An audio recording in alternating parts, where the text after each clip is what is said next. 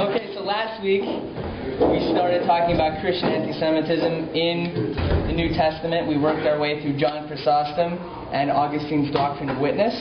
And now we have gotten into the Middle Ages, and we're going to continue talking about the church and church anti-Semitism. So, right now we're around 1200, and Innocent III, who was the Pope, claimed the title of Vicar of Christ, which means representative. So, as Vicar of Christ, the Pope was considered to be between God and man, lower than God but higher than man, who judges all and is judged by no one. So the Pope became slightly less human, more godlike, more powerful. This accorded the church also political power. At this point the church had armies, and there was actually a part of Italy known as the Papal States. Okay?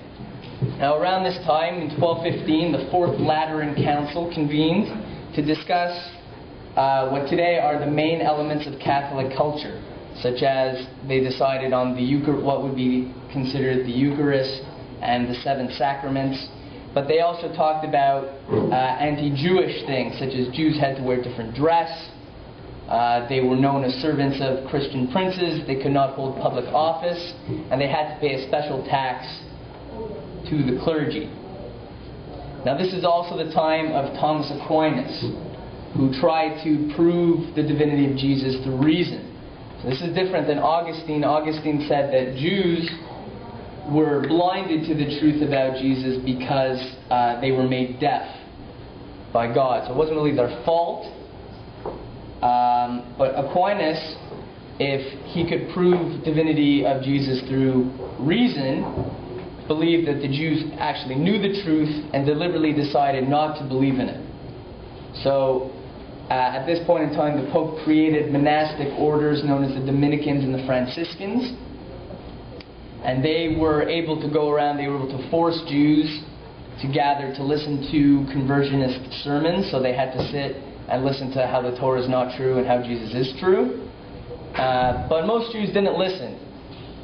And this got the Dominicans and the Franciscans very angry. So they decided to think about what could it be that's causing the Jews to not convert. And they decided that the belief was that the Jews had a secret power that was allowing them to withstand these sermons. And they concluded that that was the Gemara. So the Talmud allowed Jews to resist, and now the church arrogated for itself powers to consider what was a heresy even within Judaism itself. So this is a new level of arrogance, that the Catholic Church can decide what is a heresy within Judaism. So a quote is, omitting or condemning the Mosaic law and the prophets, they follow certain traditions of their elders, fables that are manifestly beyond all explanation, unheard of stupidities.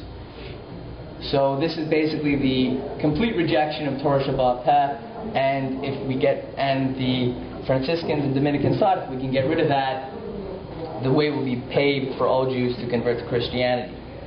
So in 1242, there was a trial. The Gemara was put on trial at the University of Paris. At that time, universities were centers of theological thought. That is not really the case anymore, but at that point in time, the Gemara was condemned as a heresy and was the reason why Jews don't convert. So the theory was, if we destroy it, the Jews will convert. So Louis IX ordered that the Gemara be burned, and it was burned in Paris for 1.5 days.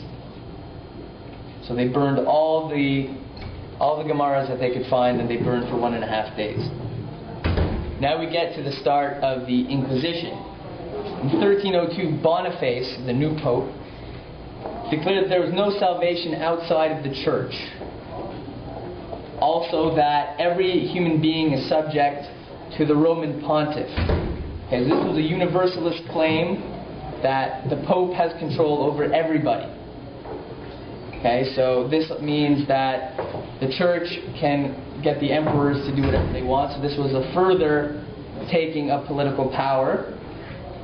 But the Jews are a challenge to this universality, because you can say that the church oversees everybody, but the Jews don't listen to the church.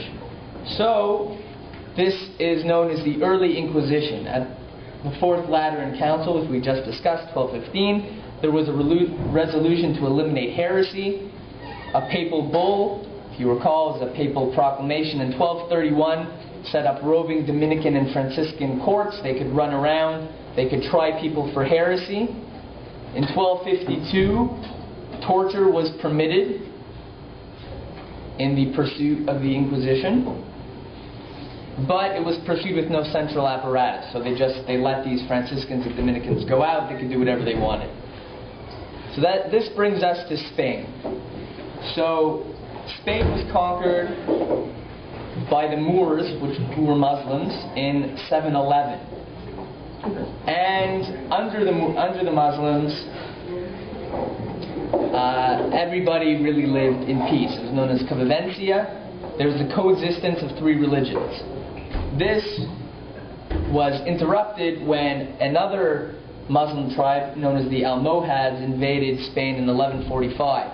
This actually is what led the Rambam to flee Spain and go to Egypt. It was the Almohad invasion. So this excited a great amount of Christian nationalism, and it led to the Reconquista, which is the reconquering Spain by the Christians. The Christians were successful everywhere except a small part of Spain. They too allowed coexistence of the three religions. In fact, in 1217, Ferdinand III was known as the king of three religions. Okay, but this underwent a change in 1242. James I said that the Jews in Spain had to listen to these conversionist sermons from the Dominicans. In 1244, Pope Innocent IV said that, again, Jesus has authority over not only Christians but over all infidels. Therefore, the Pope can judge Jews if they violate the laws of the Gospels, and also if they invent heresies against their own law. So again, the Pope is saying that I can tell the Jews whether they're wrong, even vis-a-vis Judaism. Okay? In 1263 is the famous debate. The Ramban was forced to debate a Jew that had converted to Christianity. He debated successfully. They stopped the debate because the Ramban was afraid that it would lead to violence against the Jews. The king said about the Ramban, I have never seen a man who was in the wrong argue as well as you did. So that's a kind of backhanded compliment. Basically, we were unable to disprove your arguments, but you're still wrong. So the Ramban wanted to get his version of the story out. He wanted to tell the Jews how to respond to these sermons. So he published a version of the debate. The Dominicans said it was heresy, so they ordered it burned. Okay, and they tried to get him killed. So the king actually helped out the Ramban and helped him run away to Israel. So this is when the Ramban ran away to Eretz Yisrael. Okay. After this, the Dominicans were given even greater powers, but they still didn't work very well. So conversion still failed. At this point was where we see a rise in the accusations of the blood libel of defiling the host, which, if you remember, the Eucharist, the eating of the wafer and drinking of the wine, like Jesus, under the doctrine of transubstantiation, it turns into the body and blood of Jesus. Okay, and the Jews were accused of torturing the wafer. Now, in 1348, we have the Black Death. So, a Jew named Jacob Pascal was accused of supplying poison to Jews elsewhere in Europe.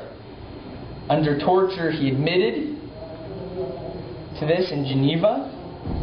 So this sparked the violence against the Jews with reference to the Black Death. The church defended the Jews, said it was untrue, but they wanted more aggressive proselytizing. They wanted more people to convert, but this would aggravate the problems because if the Jews weren't converting, the Dominicans would get even angrier, and this would cause even more anti-Jewish problems. Also, this is important to note, this is the first declaration of an international Jewish conspiracy against the world. across nations, which is going to come up a little later all throughout history. So the Jews in Spain up to this point were still okay. They were being forced to listen to sermons. But in 1391, the king and the archbishop died within a very short time of each other, and a monk named Ferrant Martinez gave sermons that sparked massive riots in Seville on June 6, 1391. These spread all over the country in July and August, and actually was more deadly to Jews than the Inquisition. This really was the end of the golden age for Jewry in Spain. Many people ran away to Portugal. Actually, the Abarbanel's family ran away to Portugal, and the Abarbanel eventually became finance minister in Portugal. But his family ran away, because of these riots, ran away to Portugal.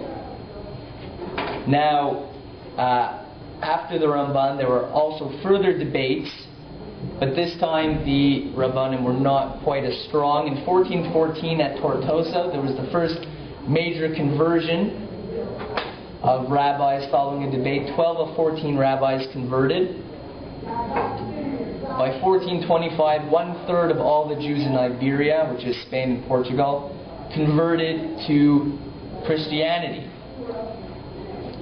Now, it is ironic that the church actually suspected these new converts, because you want converts, but once they convert, you still suspect them.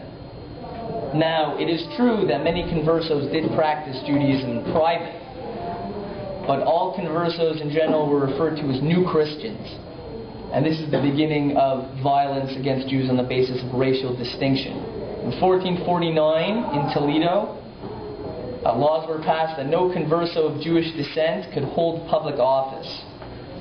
Okay, so this was a clear distinction between old Christians and new Christians, meaning people that had converted from Judaism. The Pope was very angry about this, said this, you're not able to make a distinction.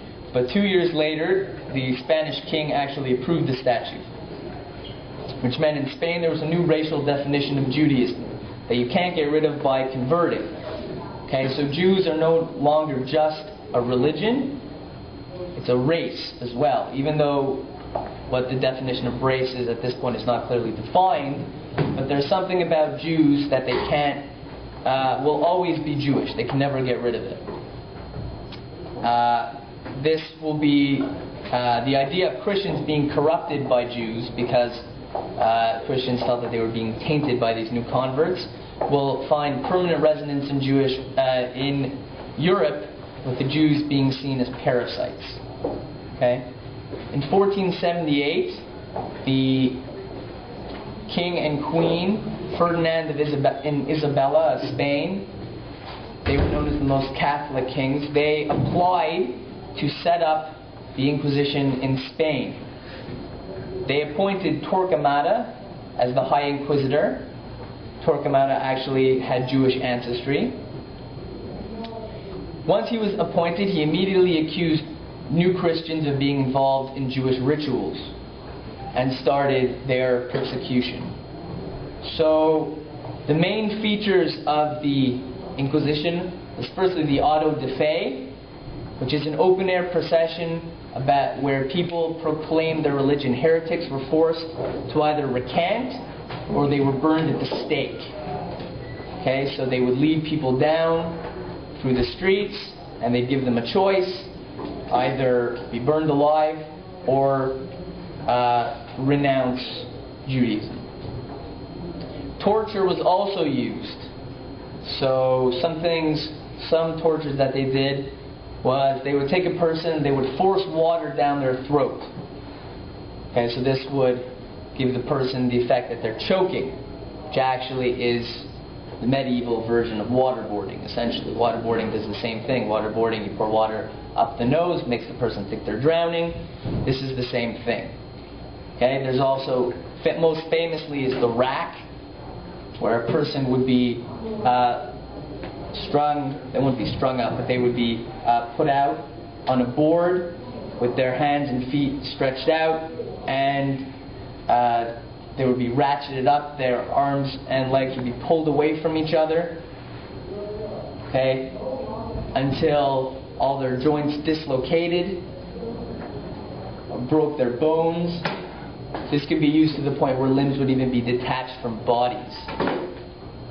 Okay? Now, something akin to this, people were hung from the ceiling by their wrists with their bodies weighted, so their entire body would be pulled down by heavy weights. This again has the same effect. Dislocates joints. Wrists actually are, they don't get dislocated, they just break. Okay, so that's also especially painful. And the last one, just of the examples, people were wrapped in rope, and the ropes were twisted, so the ropes would tighten around the entire body. Now, how long do you think the Inquisition lasted? Just throwing it out there. Anyone? That's actually not a bad guess. Anybody else want to take a stab at it? What? No, a little higher than that. 75. 300 years. The Inquisition actually lasted 300 years. But the first 20 were the worst in terms of casualties. Over 8,000 people were killed in the first 20 years. Afterwards, not as much. Yeah. What's the percentage? What do you mean? You said 8,000, right? Like, you see in the Holocaust, 6 million people died in 5 years. Yeah. So I mean, what percentage of Jewry? Yeah. Is that a big percentage or like more? I don't know how large the percentage is, but I would say it's a sizable amount. You have to remember that a lot of Jews had left after 1391 also. So it probably is a much larger number. I don't have the exact number. Yeah, okay. In 1490, the blood libel arrived in Spain. So this actually is what triggered the expulsion of the Jews. So in 1492, the Jews were expelled. Now, this is not the first time Jews were expelled from a country. They were expelled from France in 1394, from England in 1290, where they would not be allowed back for 400 years, Austria in 1421. Now this was actually the largest expulsion and was done expressly with the acknowledgement that they did not care about the economic cost. Okay, so the king and queen said, even though we're going to lose money, we don't care, we just want to get rid of the Jews, to keep away the conversos from being drawn back to their injurious opinions and beliefs. Okay, the Jews were given 3 months to pick up and leave. Obviously, they had to leave their wealth there. So half of the Jews remaining in Spain converted, which actually, if you think about it, made the problem worse. Because the whole point is that they don't want people that are Jewish being Christian and still practicing Judaism, but these people, you force them to convert.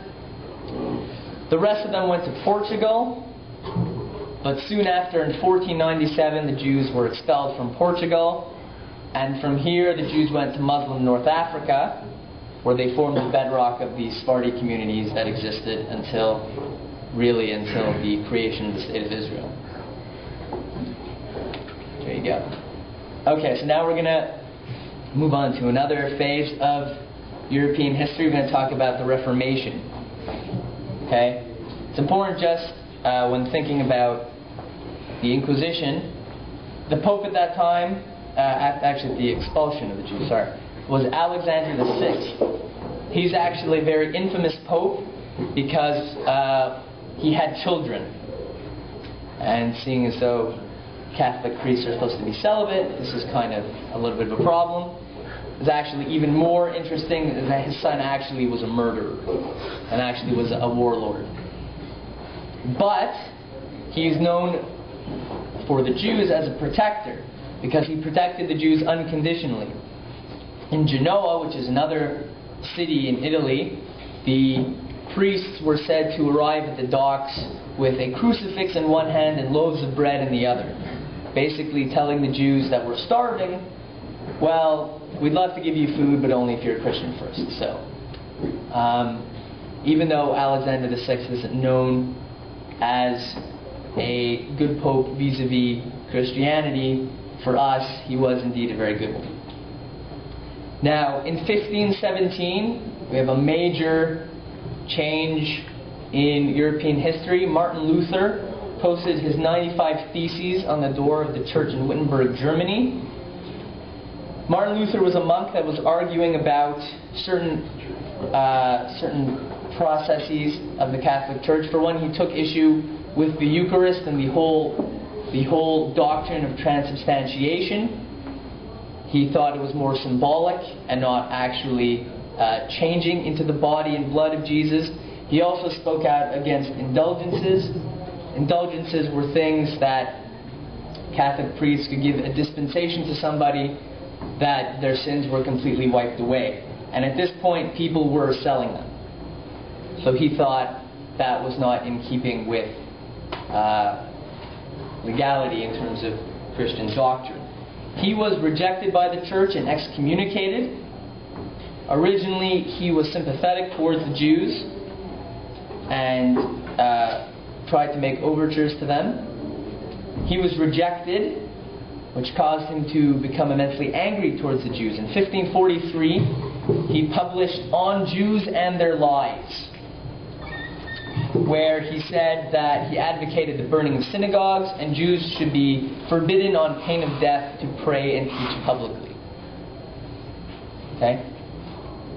Obermann says the basis of Luther's anti-Judaism was the conviction that since Jesus, Jews have no more future as Jews. So when Luther was fighting the Catholic Church, he thought the Jews would be his allies because they too were persecuted by the Catholic Church. But when they said, well, thank you for helping us, but no thank you to your new religion, which became the Lutheran Church, he became extremely angry towards them. Here's a quote from Luther. Next to the devil, you have no more enemy, more cruel, venomous, or virulent than a true Jew. They are for us a heavy burden, the calamity of our being, a pest in the midst of our lands. Okay, so this is very similar to the concept of Judenrein, which we're going to see with reference to Nazi Germany, which means Jew-free. So the theory that we should make Germany Jew-free eventually became making the world Jew-free. It has its first expression in Luther. Okay? He even condemned the Jews on his deathbed, okay, which coincidentally Hitler also did. Hitler's last will and testament was a diatribe against the Jews. On November 10th, 1938, the Lutheran Bishop of Thuringia, Martin Sassy, said, on this date, Luther's birthday, synagogues are burning. He was extremely happy about that. Does anybody know what the significance of November 10th, 1938 is? Yes. November 10th, 1938 is Kristallnacht, which we'll talk about, was the first extremely public, physically violent outburst on a world scene against the Jews in Germany. Now, getting back to the 1500s, the Council of Trent, there were three of them. The first one was in 1548, imposed the Counter-Reformation. So this is the Catholic Church pushing back against Luther and people after Luther, like Calvin, which were people that decided to make churches different than the Catholic Church. So this was the church's way of fighting back. In 1542, the Inquisition came to Rome. A monk named Giovanni Carafa was appointed as the Inquisitor in Rome. What he said in vis-a-vis heretics, here's an interesting quote, if my father was found to be a heretic, I would gather the wood to burn him. So this is a rather serious man. In 1553, he launched a campaign against the Gemara, and once again, they burned the Gemara in Rome. What Carafa said about this, once these books are removed, the more they are without the wisdom of their rabbis, they will be more disposed toward receiving the faith. Okay? Also around this time is an extremely important moment. 1547 was the Statute of Toledo, known as the Limpieza de Sangre, which means purity of the blood. Okay? So this was a law passed that no one of Jewish blood can hold priestly office. They're banned from universities, religious orders, and trade guilds. So that means anybody. Okay, trade guilds were basically unions, but they were unions in a way that if you didn't belong to the guild, you couldn't work in that trade. So essentially, what this law said was that even if you've converted and you were once a Jew, you can never be a priest. Okay, so you can never reach the pinnacle of religion. You can't go to university, so you're not allowed to learn anything. You can't even enter a religious order, so you can't pursue Christianity the way you would like to. And you can't get a job. Okay? Are they children? No. So is anybody of Jewish blood? I think it went down to a certain point. So once, I don't know how many generations. I don't know how many generations exactly, but they did have to present, actually they had to present their genealogy. So I think it actually went back all the way.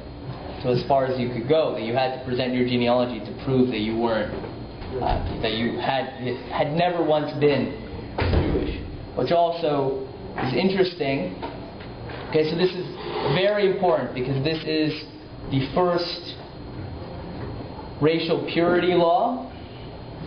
Any questions? Their grandparents are Jewish and converted before 40 years old, and then born Christian. So Yeah, no. You're still considered having Jewish blood. So that's why this is so important. This is very similar to the Nuremberg laws of 1935, where you were not defined as a Jew, even as a halakhic Jew. Okay? 1/8 Jewish.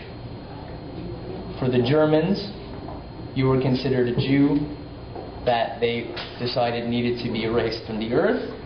And here was, I'm not completely sure how many generations, but it's definitely more than your grandparents. So it's definitely more than 3. Okay? So this was only true in Toledo at the time. Everybody stay calm. Okay? Stay calm.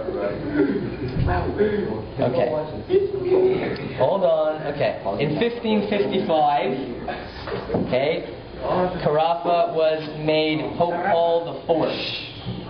Okay? And he legalized the Toledo statutes for all of Catholicism. Okay? He banned the Gemara everywhere. And he banned Hebrew printing in Rome. And he passed a papal bull. Jews can't own real estate. They can't attend university. They can only own certain businesses. And they have to wear distinctive clothing. Which for this time was yellow conical hats. Which later becomes, yeah, essentially, and which later becomes yellow Jewish stars. Question? Why did you focus on burning only the Gemara as opposed to like Because they believed, right? Christianity believed that the Chumash was true once, right? All right. Also, there was a specific focus that the Gemara was keeping them from converting now, meaning that Christianity, according to the Catholics, they were saying that if they just looked at Chumash, they would convert, right? They would see that Jesus was true, and they would convert. So the Chumash isn't the problem for them. The Chumash, to them, proves Jesus. It's the Gemara that's stopping them from proving Jesus. Where was the first ghetto? Venice. Yes, the first ghetto was in Venice. So why ghetto? Italian. No, but what does it mean? Foundry. Yes. So the Jews were confined to a new iron foundry. So ghetto nuovo means new foundry. So ghetto means foundry. So that's the etymology of the word. However, ghettos were not new. There was a ghetto in Köln in 1150. In Frankfurt in 1460, and Krakow in 1496. Some of the Jews in Krakow in 1496 were Jews that had run away from Spain. Were ghettos always a bad thing to be in? Well, they were extremely restrictive in terms of that you can never move out of it, right? And population grows exponentially, right? At that time also. Now, not quite as much. But at that point in time, it's Malthusian, that population grows exponentially, and they couldn't leave. So the population could never grow, so it just became more overcrowded. And remember, these laws about not going to university were also in effect.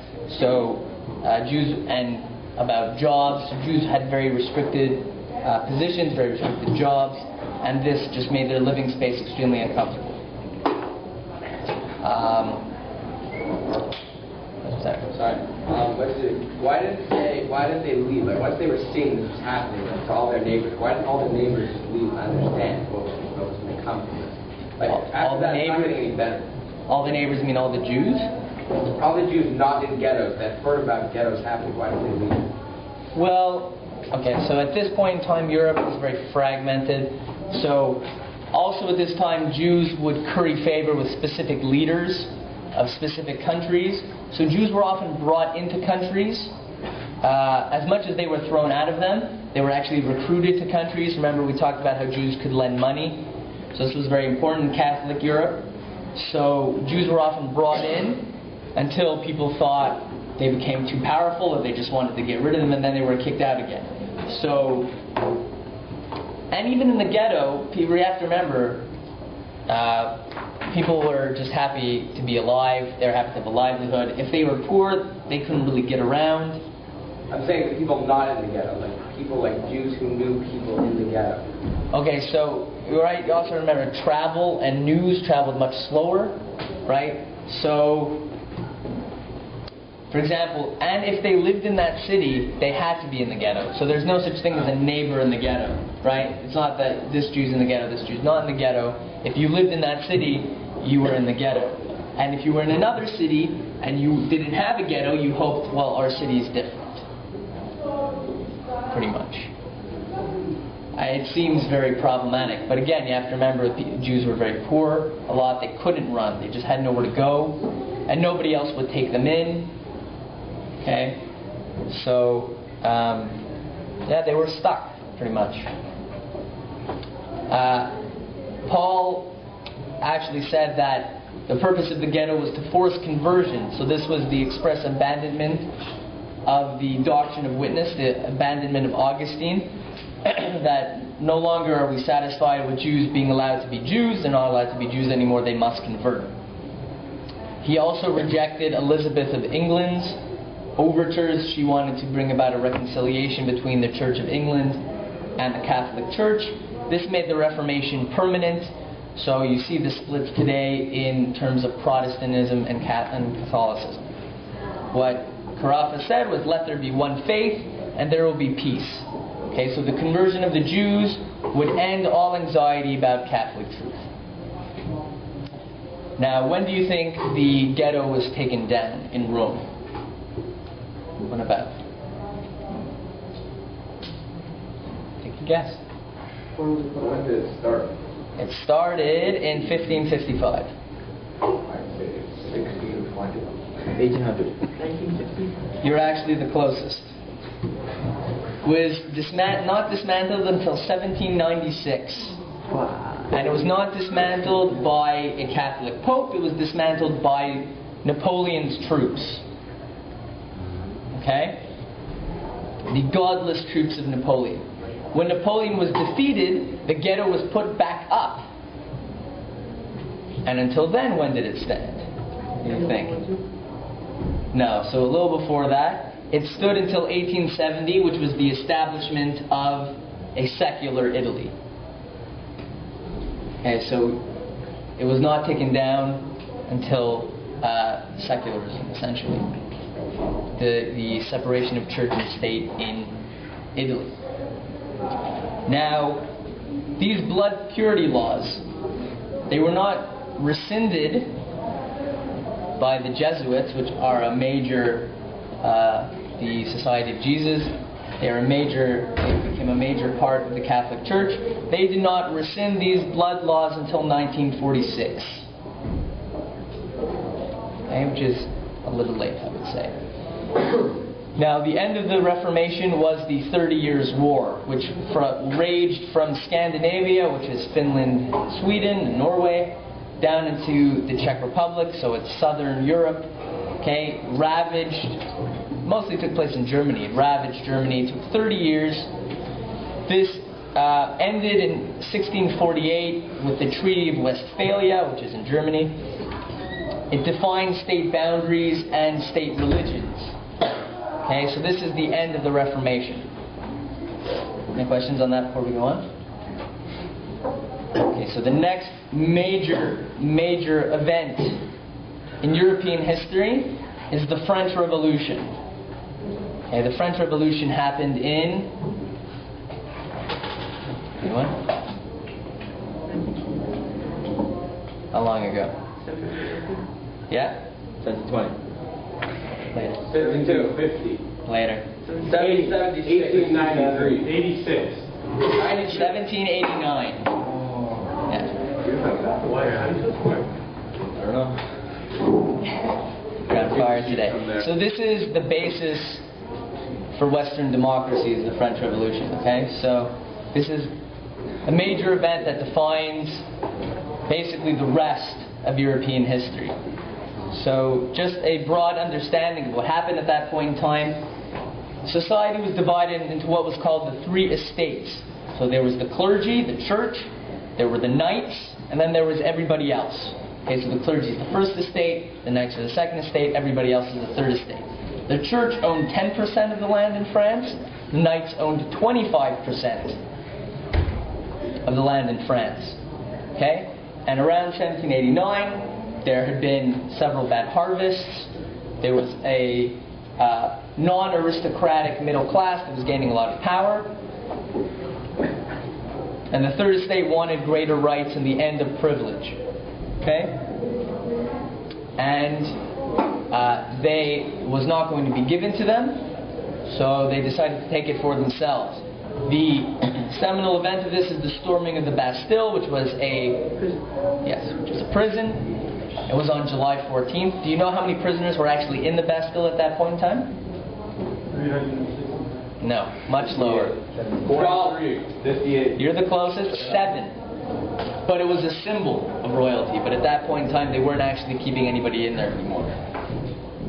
Okay? The basis of the French Revolution was the three principles of liberty, equality, and fraternity. Now, they put out essentially it was a charter of rights. It was called the Declaration of the Rights of Man. Men are born and remain free and equal in rights. Okay? So every person has inalienable rights that basically are given to them by just the fact that they're a person. This was extended to include Jews on November 13th, 1791, but came with a bit of an added thing that they needed to stop being Jews. One of the representatives said, to the Jew as an individual, everything. To the Jews as a nation, nothing. Okay, so you can get rights, but you got to stop being Jewish. Jews reacted to this very differently, right? Moses Mendelssohn translated the Torah into German, had many Enlightenment thinker friends, decided some sort of cultural rapprochement, everybody could get together, we can understand each other, and coexist. Okay? Benjamin Disraeli, another famous Jew of that time, converted to Christianity and went on to become the Prime Minister of England. Okay? Very few people baptized, though. From 1812 to 1846, fewer than 4,000 of the 120,000 people in Prussia were sprinkled. Henry Heine, who was a Jewish poet who I think converted to Christianity, he referred to baptism as sprinkling, but he also said that it was the entrance ticket into the community of European culture. It's interesting to note that the grandson of Moses Mendelssohn, Felix Mendelssohn, is a famous composer. He converted to Christianity so that people would accept his work. You be a Christian and not be baptized? Yeah, you can't be a Catholic though. After the Reformation, there were different, right? Protestants, like the Lutherans, Calvinists. Yeah. Okay. So the French Revolution ended with Napoleon, who became Emperor of France. He actually maintained Jewish civic freedoms, but he was defeated at Waterloo in 1815. Waterloo's in Belgium. And the Jews were scapegoated. The Jews were blamed for the entire French Revolution, even though they really played no part in it at all. So this is the beginning of the Jew in history as the Jew as the revolutionary, which is going to pop up again and again and again when we get to socialism, Marx, and communism. Okay? Emancipation was rolled back in Germany, Austria, and Italy. In 1816, Prussia imposed new restrictions on the Jews. Okay? Now, at that time, there was a famous Enlightenment thinker. His name was Voltaire. He hated religions of all stripes, so you would think that would be good for the Jews. He rejected Jesus' murder as a basis for Jew hatred. So he said, deicide is a farce, it's not true, so we shouldn't hate the Jews for that. He, however, decided to skip all the way back and blame Jew hatred on the way it was in antiquity. He was very much enthralled with Rome and Greece. He actually wrote a letter, as it were, to Cicero. Cicero was a famous Roman senator, famous for his orations. And he praised Cicero, and he said something vis-a-vis the Jews. He said, all Jews are born with a fanaticism in their hearts, just as Germans are born with blonde hair. I would not be in the least surprised if these people would not one day become deadly to the human race. So, this is completely based on innate character. Jews can never change. And they are, again, you see they're a parasite. They can be deadly for the human race. Okay? The next important figure after this is Karl Marx. What is Karl Marx? Why is Karl Marx? Communism. Yeah, Marxism and communism. He's seen as the father of communism. In 1823, which is actually before he published the Communist Manifesto, because he published the Communist Manifesto in 1848, he published On the Jewish Question, where he said that money is the jealous God of Israel, besides which no other God may exist. He was Jewish, yeah. His father and he were not very into religion. He also said, in final analysis, emancipation of the Jews is the emancipation of mankind from Jews. Okay? So this was again the thinking that if we free Jews, they'll stop being Jews and they'll stop hurting us. So all we have to do, right, we couldn't get rid of them the first way by beating them down, trying to get rid of them like that. Let's let them free, let's give them all their rights.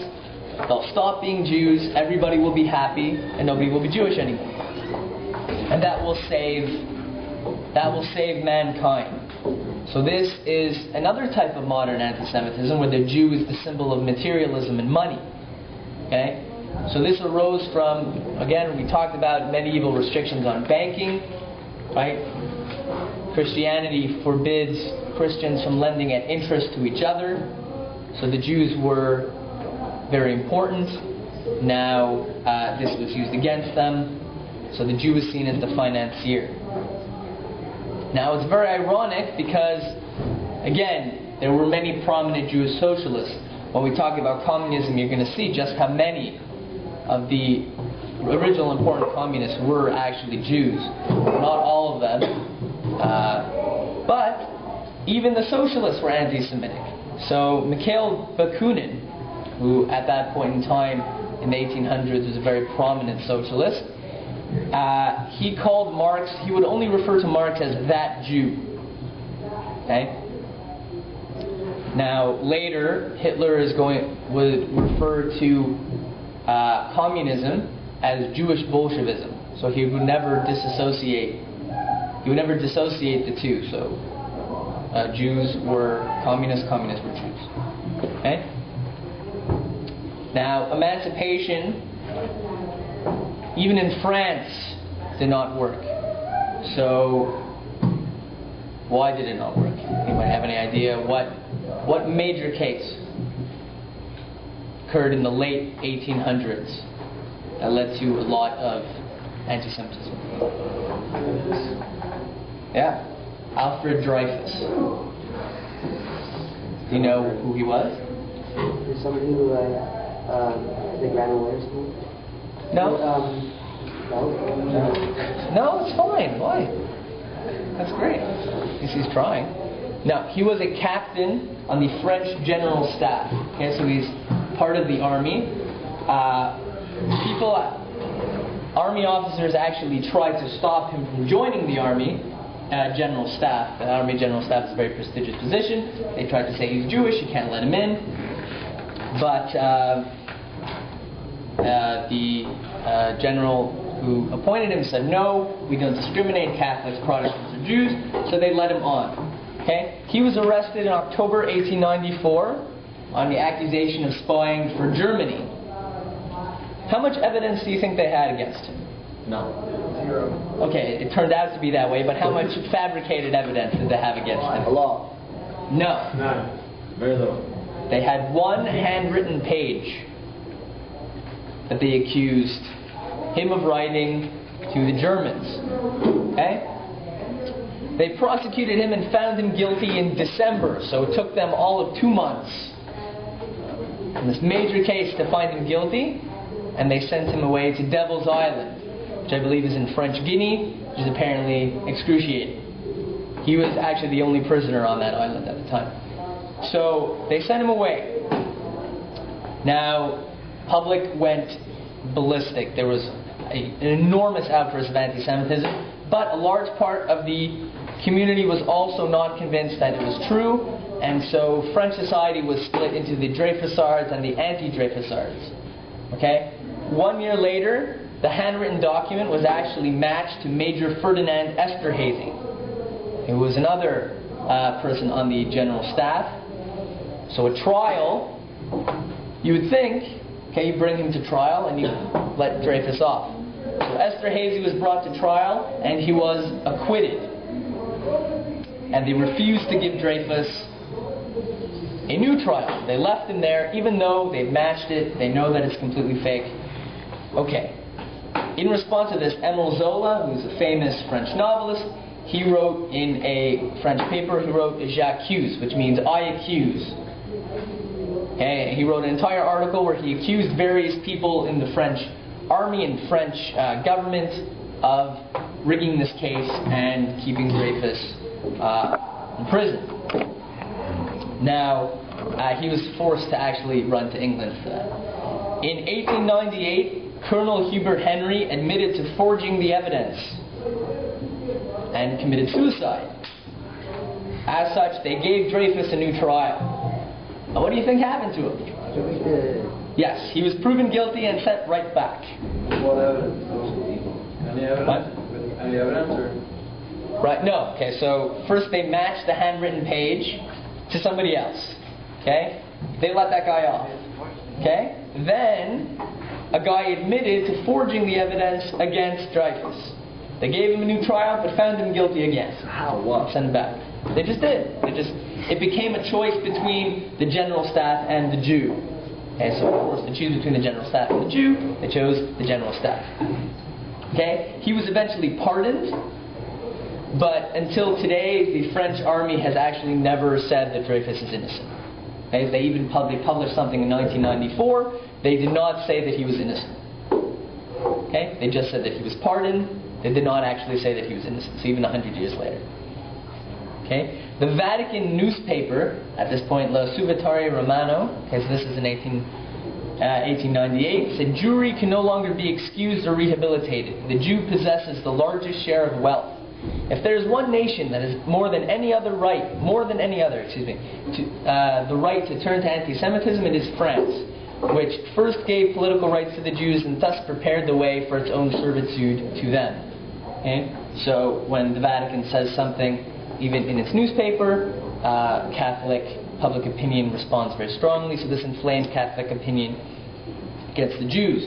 There was a writer of a newspaper in France, the Libre Parole, his name was Drummond.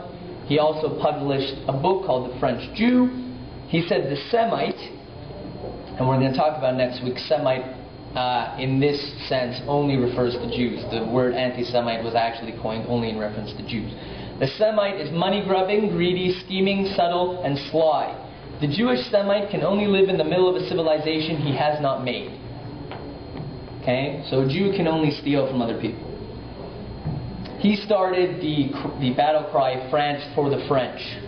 Okay? So the Jews are referred to as a nation within a nation. We're going to see next week the German anti-Semitism. Okay?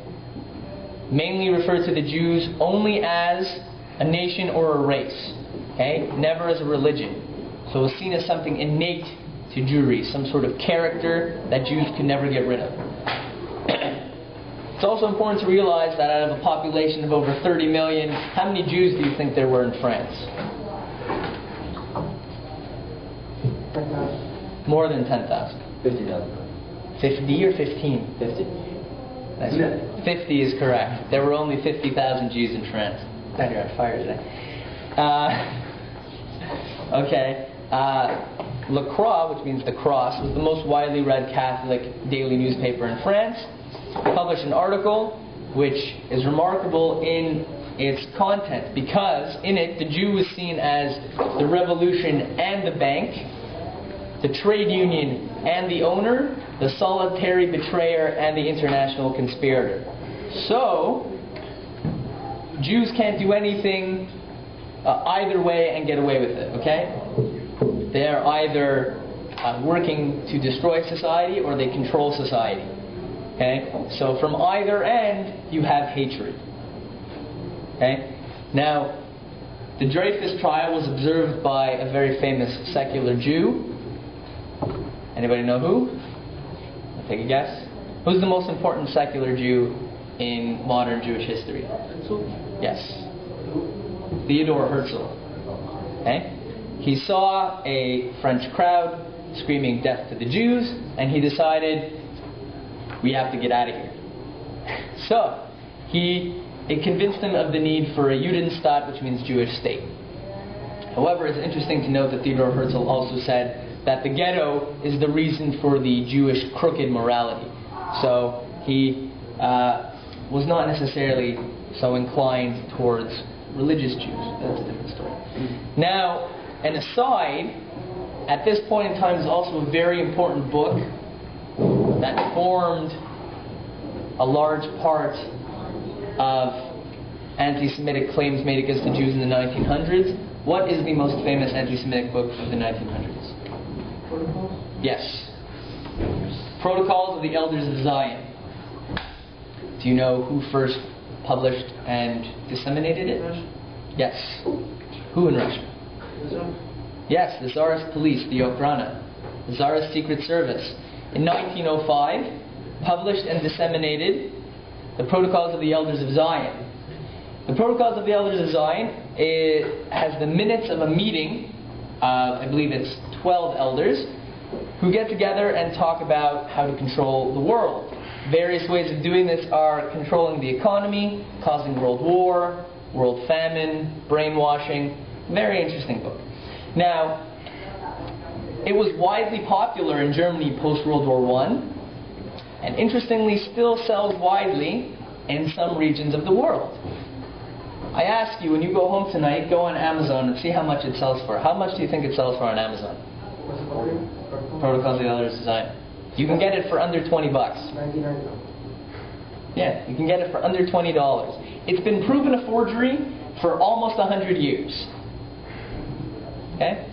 So it's in their controversial section, and it's to be used as a teaching tool, but how many people do you think buy it for a teaching tool? Anyway, yeah, so that has still around today. It's a bestseller in Syria, other places in the world who still believe that we try to control the world. Now, in summation, we have gone through, in the past 2 weeks, we've gone through, as a survey, 2,000 years of Christian anti-Semitism and the beginning of modern anti-Semitism. Okay, we talked about the inherent anti-Semitism in the New Testament. Talked about Augustine, the doctrine of witness, which caused the Jews to be degraded but still kept around. Talked about the Crusades. where Jews were killed for being infidels in European land. We moved on to the Inquisition and talked about the beginning of blood purity laws, which is very important because it was in Christianity the first definition of Jews as something other than a religion occurred. Then we talked about the emancipation, we talked about secular anti-Semitism, and now next week we're going to talk about German anti-Semitism. So thank you very much.